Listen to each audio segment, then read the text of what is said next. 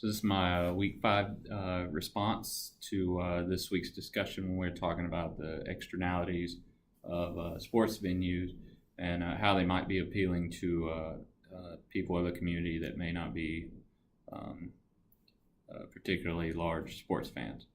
I thought Mark made a lot of really good points. I think obviously it's definitely intriguing, and I think a lot easier to persuade people to see more positive points from a venue when it's privately funded, because I think initially, financial obligations are what everybody thinks of when they see or hear that a new project is coming, such as a stadium. So if you can propose that and at the same time, let people know their taxes are not jumping up, they're not actually going to be the ones basically building or paying to build this venue, and that they may just be able to enjoy what comes there. Obviously, most buildings today, like you mentioned, the Chase Center, can do a lot more than just sports. So it'll be able to do concerts, things such as the plays on ice and different events like that, conventions, because San Francisco has obviously a lot of popular conventions. That was another thing that I thought was a really good point. I think location is a really big deal in these kind of decisions, and whether or not something can be enticing or not. Because you mentioned in San Francisco, which I didn't know, there's not an indoor venue that seats 10,000 people yet. I think somewhere around like 8,000, 8,500 is what you said the current max is. So when you can propose something that's different from what's there already, such as San Francisco, which has a tremendous population.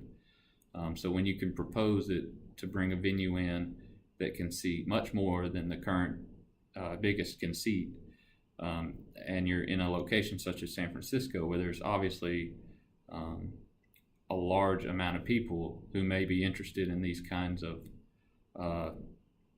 events, concert, like a big concert comes to town, a place like San Francisco, you can easily sell 10,000, 15,000 tickets to a marquee event, whether that be a concert or some kind of convention that comes to town, and people are just going to go by and visit.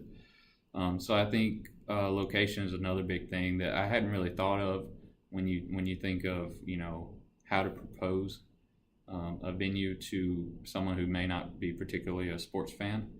I think if you can, when you have the opportunity like the Chase Center, where you can present something that is not readily available already, it becomes a little more enticing to that person.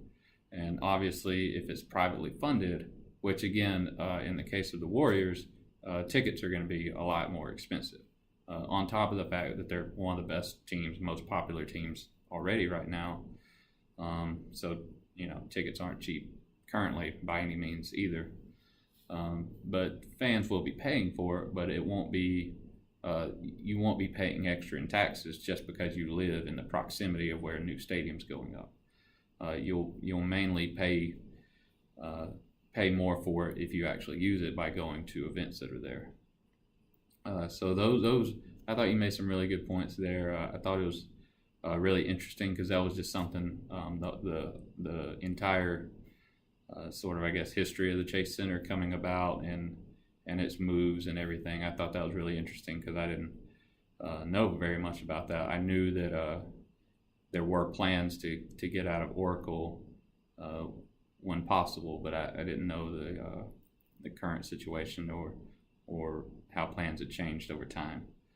So, yep, that's my response for this week. Looking forward to the next week.